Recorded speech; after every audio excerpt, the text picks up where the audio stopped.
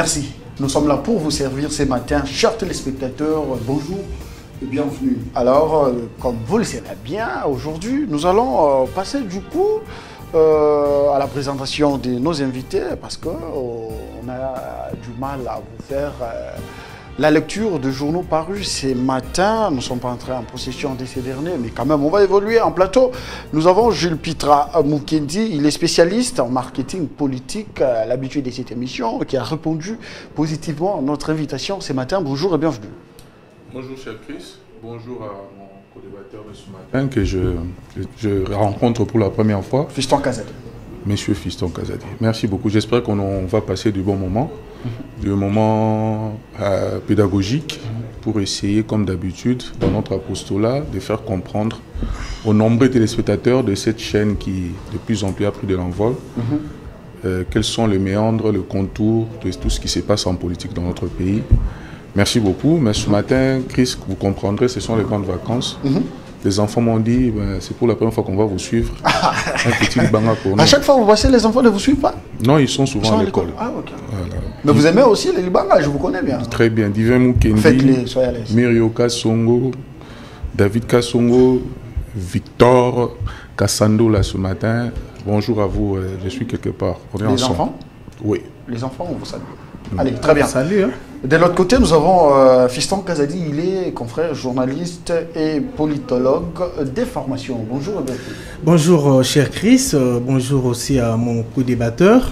Jules Pitra. Merci. Jules, que je vous respecte beaucoup. Chris, c'est vraiment un plaisir de m'avoir encore invité pour la deuxième fois dans votre plateau. Je salue tous les téléspectateurs, les patriotes congolais. Nous sommes ensemble. Vous savez, nous avons qu'un seul pays, la RDC, que nous devons défendre, que nous devons nous tous essayer de plier quand même nos manches pour faire l'essentiel, apporter notre pierre à l'édifice. Je vous salue vous tous. Ça sera un débat, comme a dit mon co-débatteur, pédagogique et pourquoi pas aussi recadrer les choses par rapport à tout ce qui se passe au pays. Merci Chris. Merci beaucoup, bonne détente. Vous tous qui nous suivez à la maison, vous êtes écoliers, je ne sais pas, élèves, étudiants, en tout cas, passez des très bons moments en compagnie de la 10e rue Télévision. C'est les directs de ce matin. Alors, Fiston, vous gardez la parole. Primo, laissez-moi quand même vous poser cette question. La République démocratique du Congo a commémoré ses morts, vous le savez bien. La guerre de Kisangani qui avait pris 6 jours. Nous avons perdu beaucoup de nos compatriotes tombés ce jour-là. Et donc le gouvernement congolais, à travers son équipe gouvernementale, sous l'initiative du président de la République, d'ailleurs empêché pour ne pas être sur place, là où une stèle a été érigée, un monument des victimes tombées ce jour-là. Aujourd'hui, voyez-vous, le Congo entrer dans cette démarche de vendre ses morts. Un bon départ? Merci beaucoup Chris, c'est une bonne question, mais laissez-moi d'abord vous dire que je suis des cœurs parce que j'ai trop mal de tout ce que j'ai vécu ces 3 août par rapport au Génocoste. J'appuie quand même l'initiative du gouvernement et précisément du président de la République d'avoir pensé à toutes ces victimes. Donc nous sommes des cœurs avec vous. Et sachez que tout ce qui s'était passé, ça ne va pas rester impuni. Et les coupables, et surtout les coupables intellectuels, seront bel et bien punis dans les jours à venir parce qu'on dit les karmas existent. Bon, par rapport à la question, Chris, vous savez... Les karmas existent même pour les rebelles? Même pour tout le monde. Ah, ok. Je vous dis, Chris, pour tout le monde. Même si vous avez tué, massacré, vous n'avez pas payé et que vous êtes parti bien avant, même vos enfants, vos familles, il y a des gens qui paieront, Chris. Laissez-moi vous dire que ces gens-là paieront. Surtout les auteurs intellectuels. Les karmas existent. Existent. Voilà, je m'en vais directement pour répondre par rapport à votre question, Chris. Vous savez... J'apprécie beaucoup l'initiative du président de la République qui commence maintenant à penser aux événements passés, même s'il y avait des morts. Il faut savoir honorer ces gens, savoir prendre aussi les victimes qui sont restées. J'ai vu une enfant qui avait perdu toute sa famille, la famille Ochudi. J'ai eu des larmes aux yeux ces jours-là. Donc, c'est bien bon. Mais, monsieur le président, vous devez aussi beaucoup y réfléchir avec votre gouvernement. Pourquoi pas commencer à... Là, c'est un conseil? Non, en fait, je suis en train de continuer par rapport à interpellation, je dirais. On n'interpelle pas les chefs de l'État. Non, écoutez, nous, étant que patriotes, si ça ne va pas, on peut aussi interpeller les chefs de l'État et son proposer gouvernement. une proposition. Par exemple aussi. Mais monsieur le Président et votre gouvernement, nous pensions qu'il serait mieux, à chaque fois qu'il y a un événement qui s'est produit, il ne sera pas bien d'attendre des années, bien des mois, pour prendre des mesures, bien des dispositions, bien savoir honorer. Ça s'est déroulé avant qu'il Tshisekedi prenne le pouvoir. J'ai dit un tel événement que nous avons vécu avec les génocostes. Ça n'a jamais eu lieu, Chris. Reconnaître. Mais justement, c'était avant Tshisekedi aux affaires. Non, j'ai dit, maintenant, ce qui s'est passé, ça n'a jamais passé ainsi. Hein, donc, j'aimerais que dans chaque situation, que nous puissions savoir honorer ceux qui se montrent quand même, je dirais, plus forts pour des événements, ceux qui sont perdus, ceux qui sont restés, savoir honorer quand même les Congolais. Mais je pense bien, les miens aussi, que toutes les victimes qui sont restées, que le gouvernement prenne réellement ses responsabilités pour que ces gens-là ne se sentent pas abandonnés, que ces gens-là continuent de vivre normalement comme tous les peuples congolais. Et une somme de $2000 américains sera octroyée aux familles des victimes. Et Chris, vous savez, l'argent... C'est suffisant? L'argent, moi je ne vois pas l'argent. C'est quand même une marque de considération. Non, non, reconnaître, donner de l'argent, ce n'est pas aussi mal.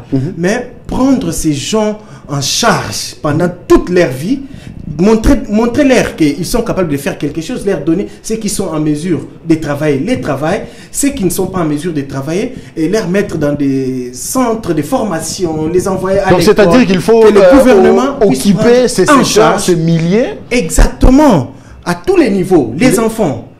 Les doter des infrastructures. Les infrastructures, les envoyer à l'école. Les installations, tout ce qui va. Tous les gouvernements, les ministres des Affaires sociales doivent bien prendre soin de tous ces gens-là, savoir inscrire les enfants à l'école, ceux qui ont perdu les travails, leur donner les travails, ceux qui ont perdu des maisons, leur donner des maisons, et les coupables aussi, il faut les poursuivre jusqu'à la fin. J'ai aimé quand même le message de Madame la Première ministre, ce qu'elle avait dit lors de son passage. Madame Soumino a dit, sachez que tous ceux qui se sont passés, il n'y aura pas... tous ces gens seront punis. Et puis, il y aura une justice internationale pour la RDC pour que les coupables soient... Vous gardez la parole, Fiston Kazadi, en parlant toujours des réparations. Vous le savez bien, l'Ouganda a été sommé justement de payer une somme évaluée à plus de 325 millions de dollars américains suite aux abus causés dans cette partie de la République démocratique du Congo. Alors, l'Ouganda a déjà versé une somme de 135 millions de dollars déjà. Est-ce qu'on peut avoir... vous avez des fuites ou soit... Oui, j'ai une information. Qui a perçu cet argent? J'ai une information. Allez-y. Vous vous souvenez que le nouveau ministre de la Justice a été interpellé, voire même sanctionné déjà par rapport à cet argent. Une partie de l'argent, bien sûr, comme vous venez de le dire, a été versée pour les victimes congolaises. Plus de 135 millions. Exactement, Chris. Mais qu'est-ce que nous avons fait avec cet argent? Personne n'en parle. Hein? Parce qu'il y a des victimes qui continuent à se plaindre jusqu'à ce jour. Beaucoup n'ont pas perçu ce qui leur revenait des droits. Je crois bien, Maître Constant Moutamba, Excellence, je vous félicite par rapport à vos démarches, ce que vous faites, mais vous devez aller jusqu'au fond. Il y a des victimes qui continuent à se plaindre jusqu'à ce jour. Ils ne sont pas... on ne leur a pas remis ce qui leur revenait des droits. Alors, monsieur le ministre, vous devez aller au fond. Quand vous avez commencé par rapport à ces dossiers, il semblerait... Il faut creuser. Hein? Il semblerait que même la ministre, l'ancienne ministre de Justice qui était là, elle connaît quelque chose. Il semblerait, je dis bien au conditionnel, mais cela n'empêcherait pas que le ministre actuel, Constant Moutamba, puisse aussi avoir des discussions avec Madame Rose Mutombo. Nous sommes des républicains, nous sommes contre personne, mais nous voulons que les droits soient quand même établis, nous voulons que la vérité soit connue. S'il y a des coupables, même si vous êtes autorité, vous devez y répondre. Très bien, merci beaucoup. Jules, vous avez la parole. En parlant des réparations, l'Ouganda déjà a manifesté la volonté justement de réparer les abus causés. Alors, une somme de plus de 130 millions de dollars déjà versés. Fiston vient de le dire, il y a jusqu'à présent des familles qui pleurnichent, des familles qui sont en train de passer des moments très difficiles dans je vais dire à Kisangani et les environs. Aujourd'hui, est-ce que le gouvernement congolais a une communication à passer à la population par rapport à cet état des choses, nous dire si réellement l'Ouganda a commencé à payer l'argent progressivement et cet argent sert exactement aux victimes, aux intéressés? Merci beaucoup, cher Chris. La question du Génocost est une question très épineuse, c'est une question qui fait très mal.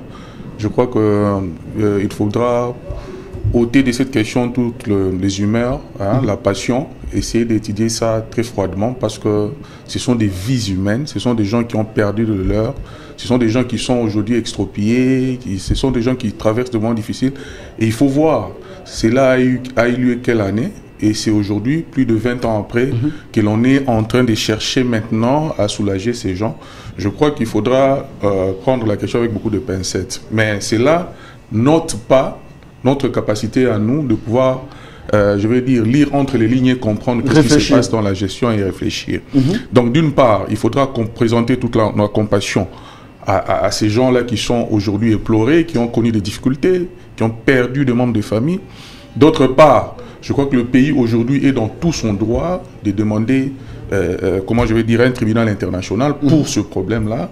Je sais que c'est un combat sur le plan diplomatique pour que le tribunal international s'instaure, mais il n'y a qu'un tribunal international qui peut mieux venir maintenant apaiser les esprits, parce que le tribunal international a aussi comme mission de pouvoir apaiser les gens pour qu'on note en eux l'esprit de la revanche, parce que le bourreau reconnaîtra sa faute et celui qui a été, comment je vais dire, malaisé, comprendra qu'est-ce qui s'est réellement passé. Je crois qu'il y a aussi cette dimension morale là dans le tribunal international et c'est jusque là qu'il faut arriver.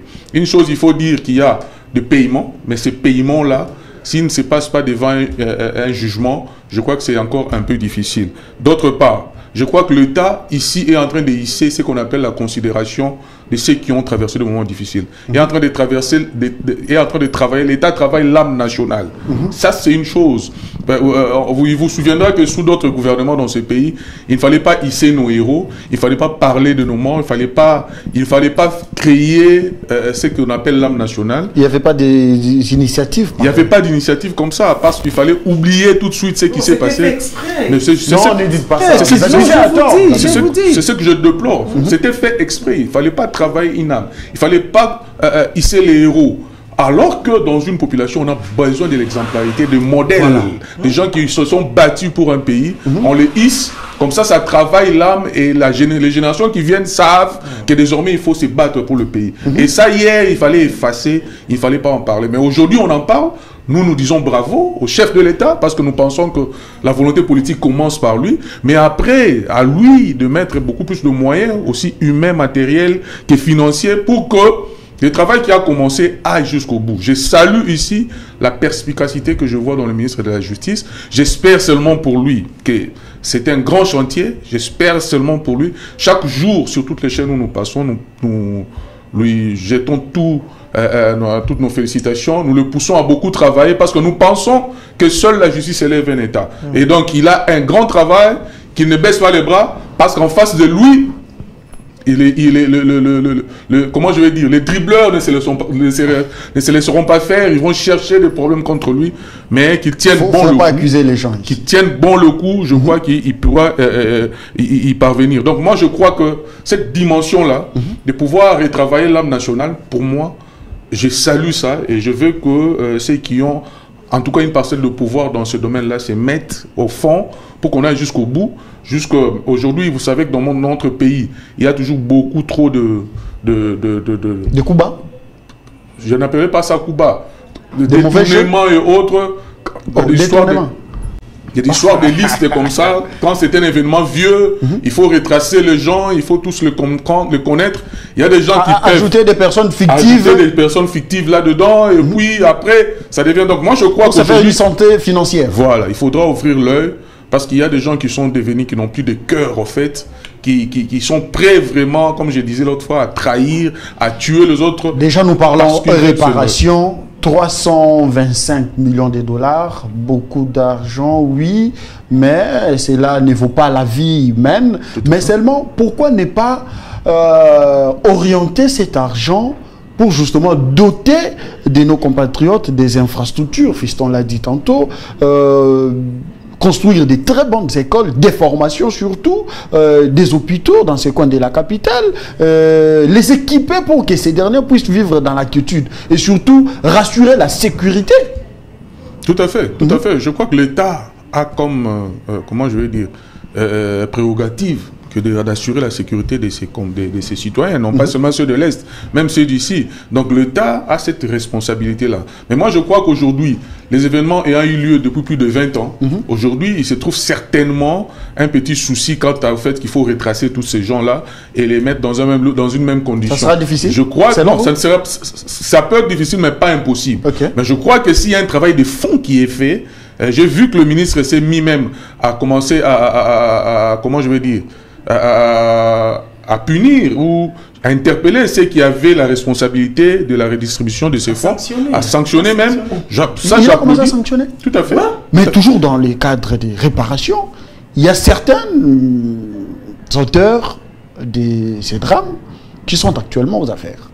Ils n'en sont pas inquiétés, personne n'a présenté ses excuses, ils sont en train de vivre paisiblement, ils sillonnent la ville, ils sont bien sécurisés. C'est pourquoi je parlais d'un tribunal. Il faut les pointer aussi. Il n'y a qu'un tribunal qui peut désormais rétribuer. La politique a lavé tous ces gens? Pas du tout. Les crimes ne sont pas inquiétés. Les crimes comme ça sont imprescriptibles, cher Chris. C'est-à-dire qu'ils sont nombreux, vous le savez. Même 50 ans après, si on établit un tribunal, on peut... comment je vais dire, les interpeller. Comment je vais dire, établir les responsabilités sur chaque auteur, aussi bien intellectuel que ceux qui étaient sur le terrain. Mais tant que ça n'a pas encore été fait, même la question de l'Ouganda, quand vous le posez, l'Ouganda peut-être de bonne foi a voulu comme ça corriger ce qui s'était passé, mais il faut que ça soit une décision qui sort de jugement, qui sort des tribunaux, et là maintenant ça pourra bien éclaircir et établir qui était vraiment responsable de quoi et qui a été victime et comment est-ce qu'il faudra le Ils sont nombreux. Certains sont ministres actuellement au pays. Qui? Ils sont nombreux, vous le savez bien. Nous avons appris tous l'histoire. Qui sont nombreux? Les victimes? Non, je parle des auteurs. Certains sont membres du gouvernement, vous le savez. Désolé. Nous attendons. S'il y a un tribunal, je crois que ça pourra bien établir les responsabilités. Sinon, on sera là. La politique les a lavés quand même. La politique les a lavés, les passés restent les passés. À présent, focalisons-nous à l'avenir, voyons les choses autrement, oublions les passés. Entre-temps, ce sont nos frères de l'autre côté qui souffrent. Ça fait mal. C'est un peu ça la réalité politique. Ça fait mal. La dame qui a témoigné, qui a perdu sa famille, ses proches, et donc tout le monde avait les larmes aux yeux, mais au finish, tout le monde est rentré chez lui. Elle est restée avec sa douleur, et puis une vie qu'elle va passer comme ça. Oui, mais je crois que quand on arrive aux affaires, c'est pour réparer. Je vous avais dit l'autre fois, c'est pour être du côté des faibles. Très bien. Pour que les faibles, leur voix soit écoutée. Sinon, si vous ne portez pas leur voix, à quoi bon que de servir dans la politique? Merci beaucoup. Nous sommes en direct de la 10e rue télévision. Merci de nous suivre. Vous nous suivez à travers les 26 provinces de la République démocratique du Congo. Fils, voulez-vous ajouter quelque chose? Parce qu'on doit prendre à tout prix la première thématique. Oui, Chris. C'est ce que j'aimerais un peu rappeler ici. Chris, vous en savez quelque chose par rapport aux auteurs, hein? Non, mais ils sont connus. Okay. Ils sont connus. Parce mais que Jules faisait semblant de ne pas. Vous savez, moi j'aime pas citer les noms des médiocres. Mais ne dites pas, c'est trop fort. Non, je vous dis, ça engage que moi, mais nous avons des médiocres. Les enfants nous suivent. Non, mais Chris, le mot médiocre, ce n'est pas un mot nouveau. Même des parents, même à l'époque. De grandes personnes comme je vous rappelle ici, même à l'époque, Monseigneur Laurent Monsengo l'a dit. Hein?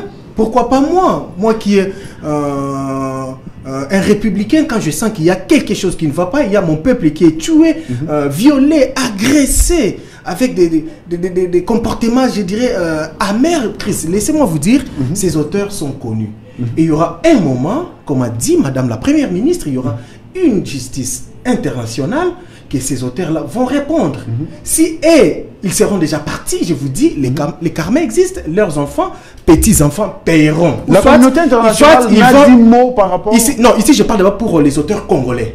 Ou soit, ils finiront en finish, demander pardon officiellement au peuple congolais. Ça, et maintenant, pour chuter, je voulais dire, nous avons subi beaucoup d'humiliations, Chris. On ne peut pas continuer. Et nous continuons. On ne peut pas continuer. C'est pourquoi on doit mettre terme à tout ça, Chris.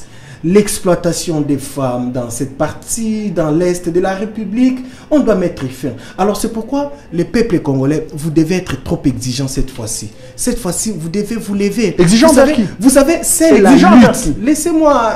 Mais je vous relance quand même. Chris, envers tous ceux qui nous gouvernent, très Chris. Bien, envers le gouvernement. À qui encore vous voulez, Chris? Moi, je n'ai pas la langue de bois, Chris. Ce n'est qu'une question. Voilà. Donc, peuple congolais, vous devez être cette fois-ci très vigilant. Vous savez, c'est la lutte libère un pays. Général de Gaulle l'a fait en France. Mao a fait ça en Chine. Aujourd'hui, Poutine, il est en train de le faire. Pourquoi pas nous aussi, on peut le faire? Donc, nous devons pousser nos dirigeants pour qu'ils commencent à prendre des décisions qui vont par rapport à la volonté du peuple. Vous êtes le souverain primaire. Donc, fini l'humiliation, fini des actes honteux. Donc, nous voulons bien sortir ces pays là où nous sommes pour aller dans de bonnes conditions. Merci beaucoup. Nous allons aborder la première thématique de cette émission. Chers téléspectateurs, vous le savez bien, déjà à la fin de cette semaine, il y aura élection du bureau définitif au Sénat.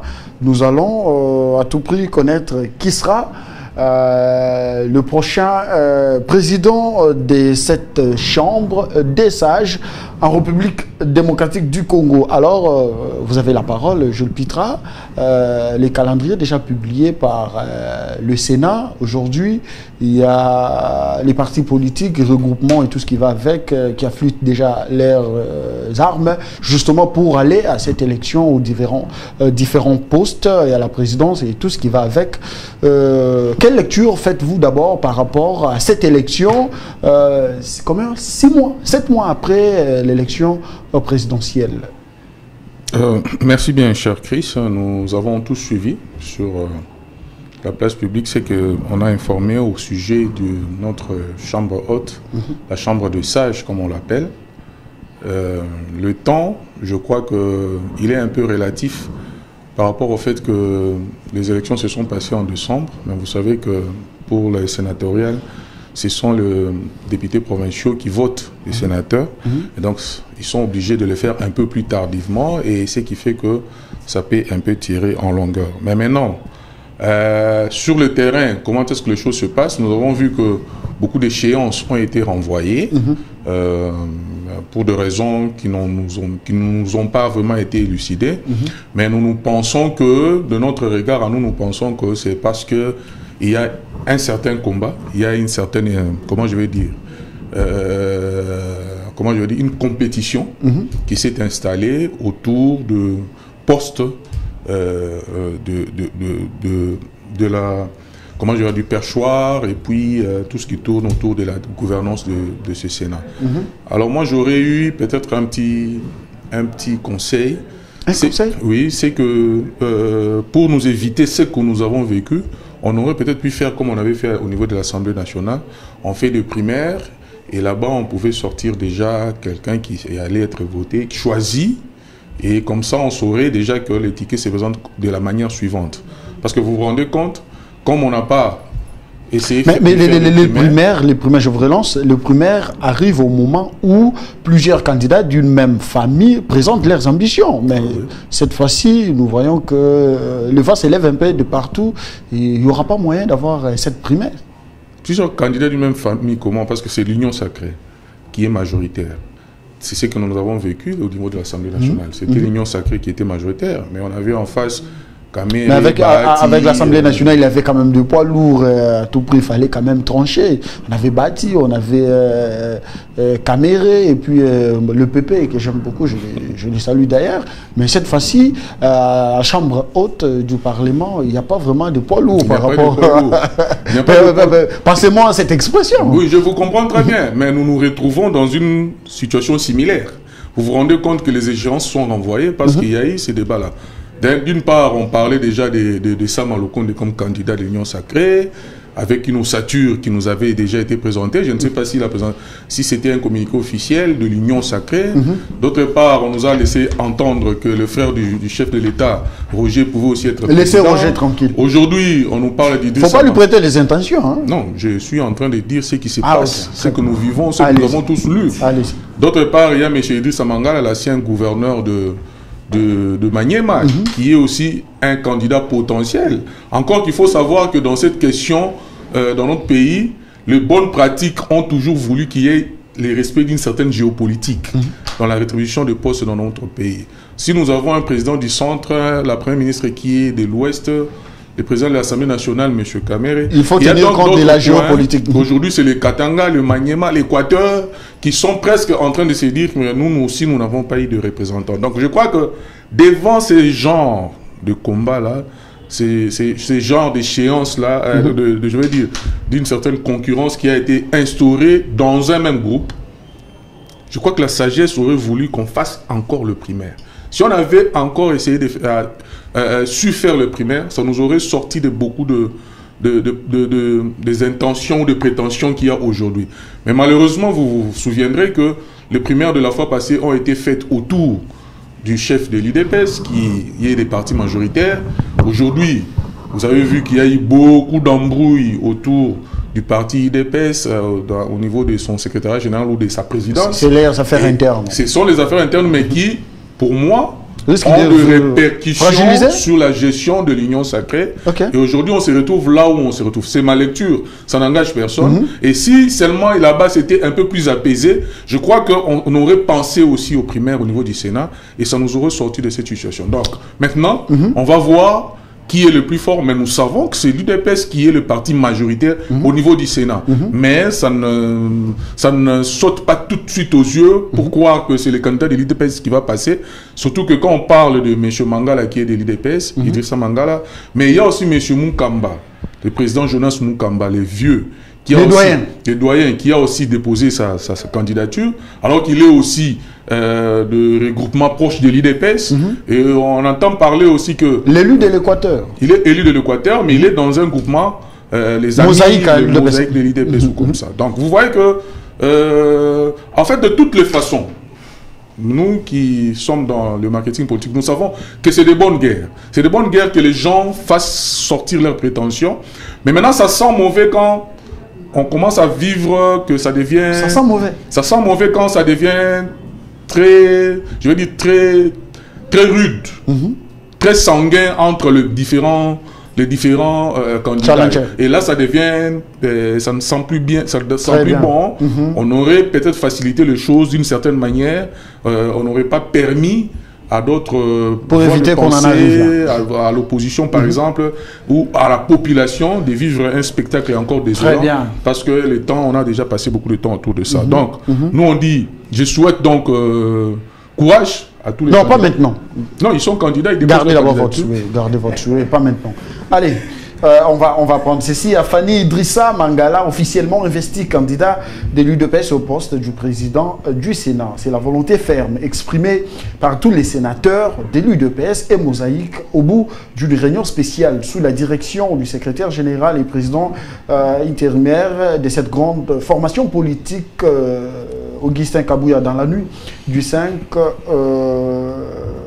à mardi 6 août 2024 dans son bureau privé. Vous le savez bien, 33 ans durant, Idrissa Afani Mangala est demeuré très actif dans le parti UDPS, un critère qui a suffisamment pesé sur la désignation face à son challenger immédiat, l'honorable Bokechu. Ça c'est bien. Membre de l'UDPS depuis 1991, Afani Idrissa Mangala a tour à tour exercé des fonctions importantes au sein du parti d'Étienne Tshisekedi, de président cellulaire, président de la Ligue des jeunes. Il est passé de 2006 à ce jour secrétaire fédéral, vice-président fédéral et président fédéral de l'UDPS. Tshisekedi Kindu, le dépôt de sa candidature intervient dans quelques heures au Palais du Peuple dans la salle Kivu. Vous avez suivi? Oui. Idrissa Mangala, les choix de l'UDPS et Mosaïque. Bon, ils sont libres, mais Chris, laissez-moi vous dire, moi, j'ai craint l'implosion de l'Union sacrée de la nation. L'implosion? Exactement, c'est ça ma crainte. Non, non, Chris, laissez-moi vous dire la vérité. Il y a, à un certain moment, nous devons dire la vérité pour que les choses évoluent quand même normalement.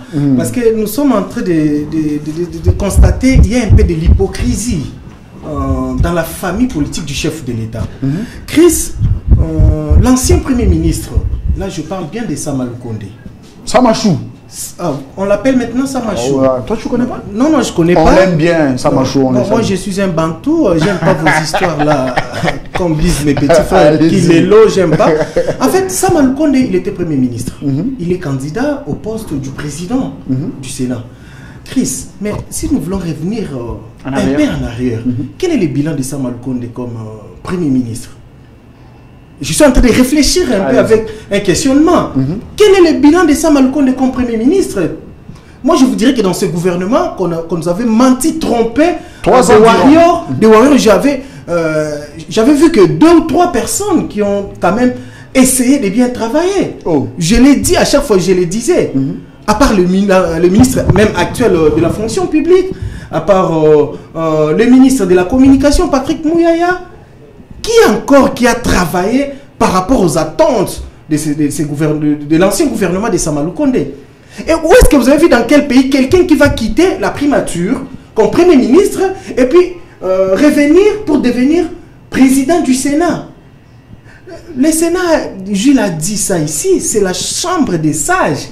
Laissez-moi vous dire, pour les téléspectateurs, Chris, en cas d'empêchement du président de la République, Félix Tshisekedi, qui va automatiquement assumer la responsabilité de ce pays? C'est celui qui sera président du Sénat, Chris. Est-ce que vous imaginez ce que nous attendons? Est-ce que vous imaginez? Alors aujourd'hui, nous avons comme l'impression, Sama Lukonde a déjà choisi un camp. Où nous avons vu certains Katangais venir autour de Sama Lukonde. Il n'est pas tribal. Non, non, écoutez, ce n'est pas ce que moi j'ai dit. Ce n'est pas ce que nous voulons aussi pour les Congos que nous sommes en train de prêcher. Nous, les républicains, parce que les démocrates sont des égoïstes. C'est comme si les Katangais qui portent justement la candidature. Non, mais c'est ça ce que nous dénonçons ici. Nous avons vu des images que les groupes de Katangais qui venaient toujours derrière Sama Lukonde. Alors que Sama, il était Premier ministre. Comment qu'est-ce que nous avons, qu'est-ce que nous allons voir, qu'est-ce qu'on peut palper de Sama Lukonde précisément au Katanga? À plusieurs actions. Non, ça c'est vous qui le dites, mais moi j'ai des amis aussi qui sont là-bas qui nous disent que non, ça ne va pas. Aujourd'hui, vous vous souvenez... C'est qu'il a gardé pendant 3 ans en tant que Premier ministre. Non, non, c'était juste pour la géopolitique. Tu sais que c'est un monsieur qui est un peu large dans beaucoup de choses. Il n'y a pas de lui au Katanga, il pouvait tout de même désigner s'il vous plaît, notre personnalité. Si moi j'étais Tshisekedi, je ne pouvais pas voir un directeur de cabinet katangais, un premier ministre katangais, je dis bien si c'était moi. Parce que Tshisekedi a beaucoup de risques, c'est lui qui sera redevable et qui est redevable devant le peuple congolais. Aujourd'hui, vous voyez la situation, Chris, laissez-moi un peu de hausser les tons. Rien ne va, rien ne marche dans ce pays. Parce que Tshisekedi, il continue à faire ce qu'on appelle la démocratie, alors que la démocratie, c'est pour les démons, ça n'existe pas. C'est pour les démons. C'est pour les démons, mais le mot démocratie, il y a le mot démon dedans. Non, mais je vous dis, ça c'est moi qui l'ai dit. Allez-y. Chris, vous savez, je demanderai ici à l'Union sacrée que je suis en train de voir déjà dans l'au-delà, de faire très attention. Parce que dans une année, si les chefs de l'État décidaient... Je vous relance. Parlons bien de l'Union sacrée. S'il faille qu'on en parle quand même. Aujourd'hui, voyez-vous, Bati, avoir son coin, son camp dans l'Union sacrée, Kamere de même, Bemba dans son coin, et qui d'autre? Augustin Kabouya, qui était aussi dans les 6. Même Sama. Sama Lukonde. Mais j'ai compris déjà votre question. Parce que je suis aussi journaliste. Je vous réponds par une question, puis je vais relancer. Quand est-ce que les 6 là se sont réunis avant que nous puissions avoir les candidats pour le bureau du Sénat? Quand, Chris? Vous êtes journaliste. Comment? On appelle ça quoi, le présidium? Quand est-ce que le présidium se sont réunis avant que nous puissions avoir ces bureaux? Quand? Vous voyez? Donc chacun déjà travaille dans son coin. Bemba dans son coin. Je parlais tantôt des challengers. Au niveau du Sénat, on ne sent pas le poids lourd. Quand je vous avais dit que je crains l'implosion, de l'union sacrée, c'est par rapport à tout ça. Alors que Jules a dit ça ici, il devait se retrouver autour d'une table, les présidents, discuter autour de ça, parce que c'est une famille. Dans une famille, même si il y a des problèmes... Moi, je ne partage pas cet avis. Non, laissez-moi finir quand même, vous allez comprendre à la fin. Dans une famille, Chris, quand il y a par exemple une élection, la famille se met ensemble. Voilà, chers amis, devant nous, il y a peut-être une bataille.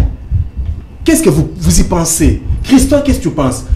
Kazadi, Jules, vous pensez quoi? Les leaders se mettent autour d'une table pour discuter. C'est ça l'union sacrée, c'est la famille. Les 6 leaders, ils devaient se mettre autour d'une table pour parler de cette élection au niveau du Sénat. Je peux vous relancer? Ok, allez-y. Nous sommes à l'organisation de l'élection du bureau de l'Assemblée nationale. Il y avait 3 challengers qui, d'office, sont membres du présidium de l'Union sacrée. Ce qui était normal que ces derniers puissent se mettre autour d'une table. On avait Bosso, Kamere et puis Bahati. La dernière réunion, c'est faux. Il y avait une dernière réunion, il y avait des absents. Moi, je vous le dis, j'ai traité ces papiers. Non, mais quand même, il y avait une réunion où le membre, donc le quorum était atteint. Oui. Alors, par rapport à cette élection du Sénat, il n'y a pas de challenger, je le disais tantôt. À quoi ça sert que le non, comment ça, il n'y a pas de challenger? À part Sama qui fait partie du président. Voilà, à part lui, il est unique. Chris, s'il vous plaît. Mais Sama, il fait partie aussi du présidium de l'Union sacrée. Exact. Mais il pouvait aussi convoquer les autres. Cher frère, s'il vous plaît, il n'a pas fait ça. Cher frère, voilà, nous allons maintenant au combat, il y a élection. Moi, je voulais être quand même candidat au sein de notre famille. Qu'est-ce que vous y pensez? Non, d'abord, pas d'abord appuyer. Qu'est-ce que vous y pensez? Chacun pouvait quand même mettre un point de vue. Voilà, chers amis, nous pensions qu'il faut ça, il faut ça, il faut ça. Ou bien laissez-nous rentrer dans nos bases. Nous allons parler avec nos bases et puis nous allons nous réunir encore pour voir ce qu'on peut faire. Pensez-vous qu'il n'a pas pris langue avec le chef de l'État, Samadou Kondé? Non, mais les chefs de l'État, c'est les leaders. Mais il y a quand même le président. Il y a Kamere qui a vu les chefs de l'État. Est-ce que vous savez que les chefs de l'État, lui, il peut donner une vision, mais c'est à vous maintenant de mettre en place cette vision. Exact. Est-ce qu'ils le font? On ne peut pas toujours à chaque fois revenir sur les chefs de l'État. Les chefs de l'État aussi a beaucoup de problèmes. Vous voyez? Et ce sont des grandes personnes. Ils devaient se mettre autour d'une table, parler.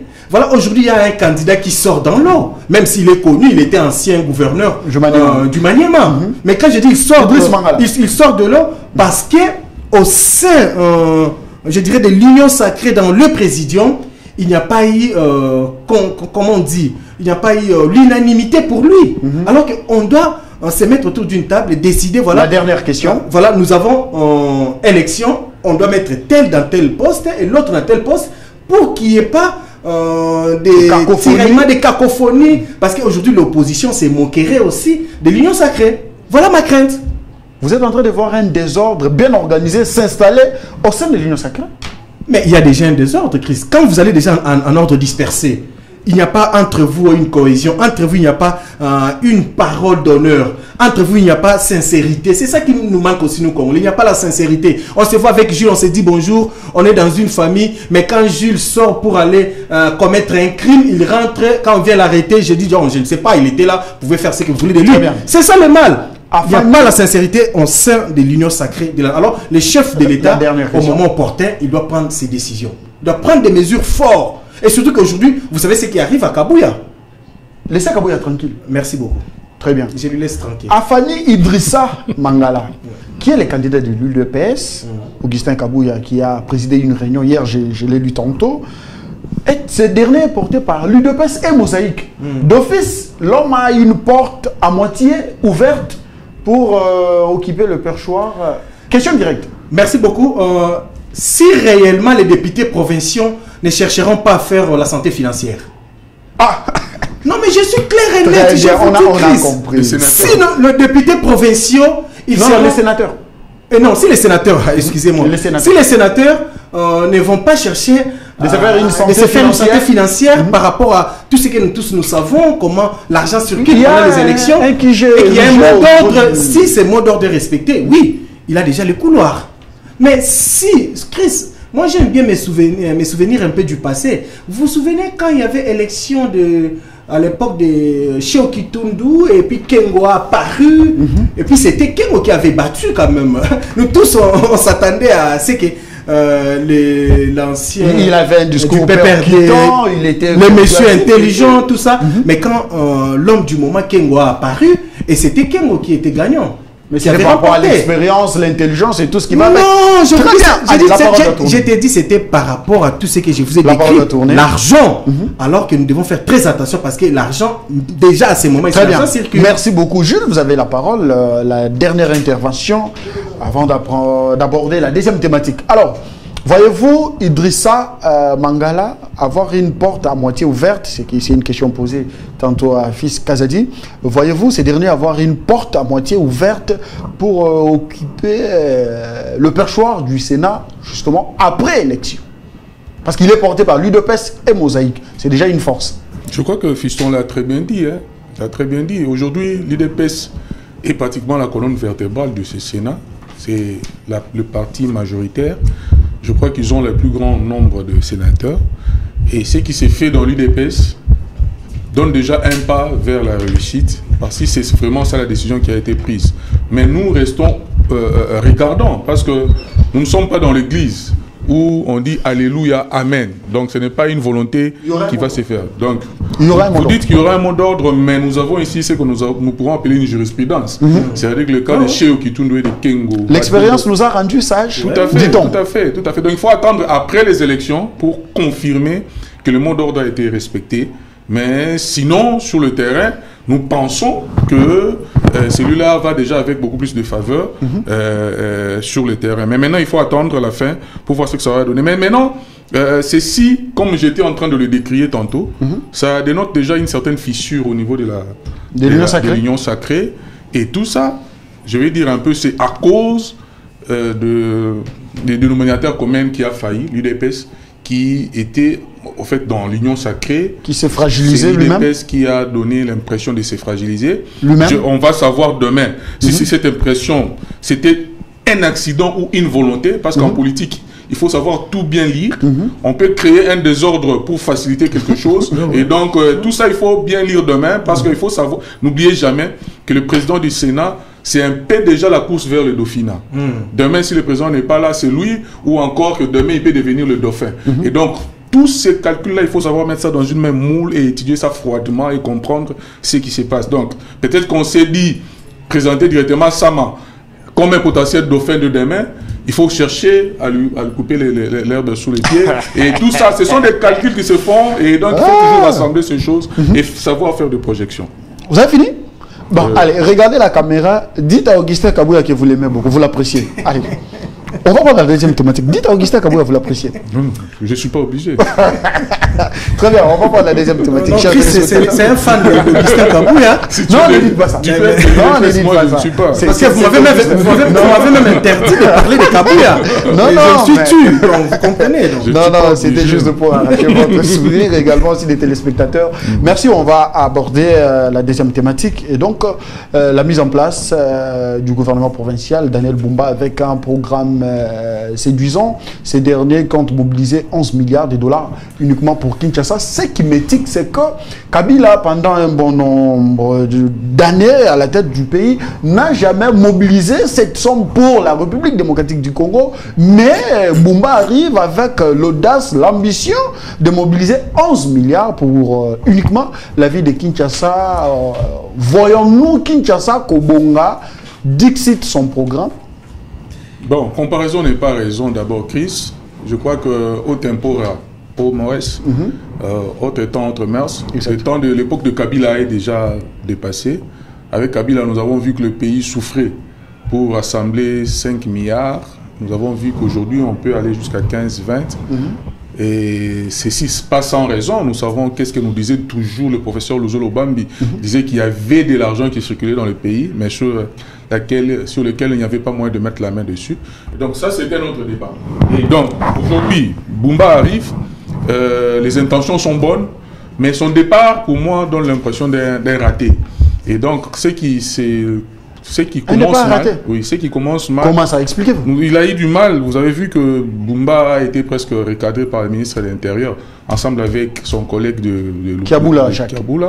Mais très vite, celui-là s'était déjà remis au travail. À Kinshasa, on a eu l'impression que ça a beaucoup pataugé. Il y a eu beaucoup de difficultés. Ça nous a pris beaucoup de temps et ça donnait l'impression que il y a un mauvais débat. Ne maîtrisait pas très bien les choses. C'est l'impression que ça donne, jusqu'à ce qu'ils nous surprennent positivement. Mais nous pensons, nous saluons ce qu'il est en train de faire. Mais devant les élus provinciaux, l'homme a prouvé comment est-ce qu'il raisonne. Il a répondu correctement aux questions des élus. Tout à fait. Il était vraiment à mesure et puis à la hauteur. En politique, la compétence est une chose, mais comme je vous l'avais dit, la faisabilité est une autre. La légitimité aussi est une autre chose. C'est-à-dire être celui qui est porté par ceux avec qui vous travaillez. Ça, c'est aussi une chose. Parce que vous pouvez être légal, vous présentez votre compétence, mais après, il faut que vous soyez porté. Mais si déjà, à votre niveau, vous n'avez pas toutes les manettes, vous n'avez pas les mains libres pour faire des choses, je crois que même dans vos ambitions, il arrivera bien de couacs qui vont faire que vous n'atteindrez peut-être pas votre objectif. Mais nous sommes en train de souhaiter un bon vent à M. Bumba. Nous avons vu qu'il a pris... Il a mis en exergue la modernité, la salubrité, la sécurité. L'assainissement. Oui, ce sont vraiment des mots qui rongent la capitale. Quant à la mobilisation, je crois que Kinshasa et au niveau du Katanga, ce sont les deux grandes villes qui ont la plus grande assiette financière quant à la mobilisation de recettes. Je crois que par les infrastructures, par le route, par tout ce qu'il y a à Kinshasa, il peut arriver à mobiliser. Et comme j'étais en train de vous dire la fois passée... Comment il va y parvenir? Mais il faudra pour lui... C'est ça la grande question. Il faudra pour lui d'être un bon manager. Le manager, c'est celui qui présente une certaine crédibilité de ce qu'il est en train de faire. Il ne va pas nous faire souffrir avec des taxes ici et là? Souffrir, je ne vois pas. Je crois que le civisme fiscal, c'est aussi un enseignement qui doit être donné aux Kinois et aux Congolais. Les Congolais n'ont pas la culture du civisme fiscal. On n'aime pas payer les taxes, on n'aime pas payer les impôts et autres, mais on attend des grands... Déjà, il y a un problème avec la redevance relevée sur comment on les appelle? Le Wewa. Cette redevance, on ne sait pas, ça profite à qui, ça va où, déjà c'est un problème. Et du coup, on va accentuer cette façon de faire les choses. Et au finish, on ne saura pas comprendre cet argent va où et puis il sert à qui. C'est tout ça dont on s'est toujours plaint. Vous savez, le coulage de capitaux, ça n'a pas commencé aujourd'hui. Aujourd'hui, le problème qu'il y a dans mon pays, j'étais encore en train de suivre le ministre de la Justice ce matin, le problème c'est les désordres. Un désordre instauré, institutionnalisé, de manière à ce que les gens mangent leur vie. Donc, cravate, c'est ce qu'elle voulait dire. C'est le ministre de la Justice qui était en train d'en parler ce matin. Parce que la question qui lui était posée, c'était pourquoi il a amené un chien le jour de sa... Justement, il dit que dans notre pays, il y a seulement un souci des désordres. Il faut seulement remettre les choses dans l'ordre. Vous verrez que les choses vont rouler comme sur des... Mais il est seul. Il en aura les moyens. Non, mais non, il n'est pas seul. Nous les soutenons, nous autres. Les voix de son voix qui sont en train de soutenir ce que lui fait aujourd'hui sont nombreux. C'est d'ailleurs la volonté du chef de l'État. Je crois qu'aujourd'hui, il a les galons qu'il lui faut pour faire son travail. C'est pourquoi j'étais en train de lui demander de faire son travail, encore de pousser encore un peu plus loin. Parce que nous savons qu'il y a des détracteurs, des gens qui nous mettront les bâtons dans le roue. Mais aujourd'hui, qu'il essaye de pousser encore un peu plus loin, ça va relever un peu les choses, Chris. Nous sommes en train de vivre comme une dépravation, comme une paupérisation de la population dans tous les domaines de la vie. Et ça, ce n'est pas bien. Il faudra des gens, des bons shérifs qui vont essayer de remettre les choses. Bumba a parlé de la voirie également. La voirie sur Kinshasa pose problème. Tout à fait. Dans la jusqu'à présent, la voirie, parlons d'abord des infrastructures routières. Ça pose problème sur la ville. Au-delà de ça, je n'ai pas vu là où il a épinglé le changement de mentalité. La bonne citoyenneté, le civisme, des bonnes manières, en fait. À Kinshasa, comment y parvenir pour la raison de en commençant par les chauffeurs. Nous autres, usagers de Kinshasa et tout ce qui va avec, comment y parvenir pour nous rééduquer parce que nous avons besoin de cette rééducation. Oui, je crois que le changement de mentalité, ça... Il n'a pas abordé. Non, mais si ça lui passe comme ça. Si parmi ces ministères, il y a déjà cette matière-là de la nouvelle citoyenneté ou le civisme, ça serait une très bonne chose. Déjà, il n'y a pas le ministère des Cultures et Arts. Cette fois-ci. Déjà, il n'y a pas le ministère des Cultures et Arts provincial. C'est déjà un problème. Non, il faut savoir aussi une chose. Il est obligé de rester autour de 10. Autour de 10, je crois que les prérogatives qui sont... Il devrait fonder tout ça. On va essayer de le mettre ensemble. Parce qu'il n'y a pas grand changement qui peut intervenir sans changement de mentalité. Je crois que ça, c'est un grand combat. Kabila en avait parlé, on avait cru qu'il était en train de dire n'importe quoi. Mais aujourd'hui, on se rend compte que le changement de mentalité, c'est un vrai chantier en République démocratique du Congo. Et il faut y travailler. Il faut mettre des moyens pour essayer d'enseigner encore le civisme aux gens. Sinon, je vous avais dit une fois ici, Chris, je vous dis qu'on mettrait les Congolais dans la position des Américains. 10 ans après, ils se retrouveraient déjà dans la chute aussi. Parce que... Non, ne dites pas ça. Non, parce que... Ne dites pas ça. Tout d'autres cieux, les gens savent faire la queue, savent faire la file. Il n'y a pas de prioritaire. Mais pourquoi chez nous, ça n'existe pas? Qui a dit que le Congolais... Nous n'avons pas cette culture. Donc, c'est un peu tout ça qui doit être travaillé. Je crois que c'est à vous avez la parole pour les annoncer. Merci beaucoup. Ça, c'est vraiment le changement de mentalité très capital. Un grand chantier. Voilà, un grand chantier, Chris, mais ça devait commencer d'abord par les autorités. Pourquoi j'ai dit ça? Vous savez, à peine Bumba a été nommé, c'est un Quinois. J'ai vu une vidéo, une semaine après, que Bumba était logé à l'hôtel Hilton. Vous savez, par jour, on paye combien à l'hôtel Hilton? Je ne sais pas. Vous allez vérifier parce que vous êtes journaliste. Donc, avant d'aller dans le fond, je voulais dire ici, monsieur le gouverneur, vous avez notre appui. Mais ce que vous devez commencer en premier, c'est d'abord de réduire les trains de vie de votre cabinet et de vos ministres.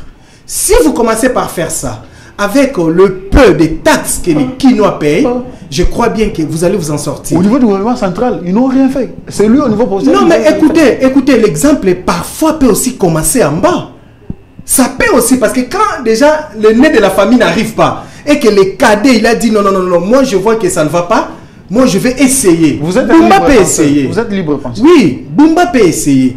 Monsieur Bumba, vous avez notre soutien parce que vous êtes Quinois, mais je vous dirais en vérité, vous devez commencer d'abord par réduire les trains de vie de votre cabinet et puis de vos ministres. Qui va payer les vous-même, si réellement, s'il vous plaît, Bumba, si réellement et que vous étiez installé à l'hôtel Hilton, je vous demanderai déjà à partir de cette émission, parce que vous nous suivez, même vos collaborateurs, de quitter Hilton.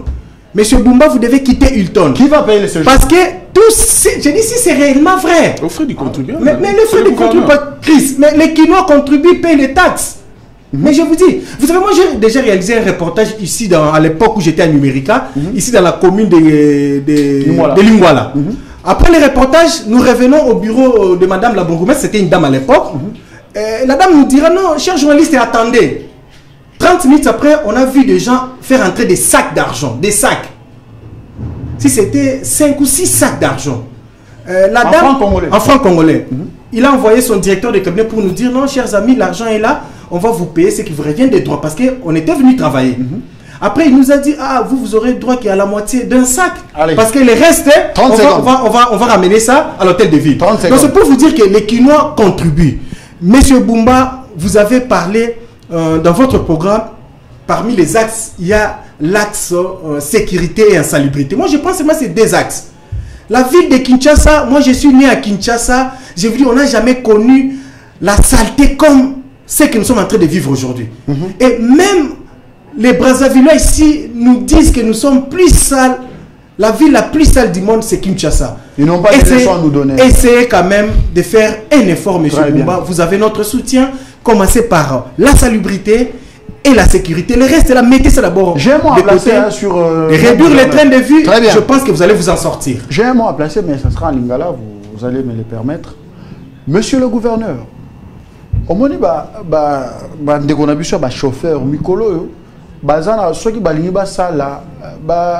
ça la petit besoin na bango bazo ba milangi ya ba jus bazo pisser ba kangi bouchon ba boaki na balabala soki mutu ka mususu ye et nyati yango biso nde ba victime sala edoko. Merci de nous avoir suivis.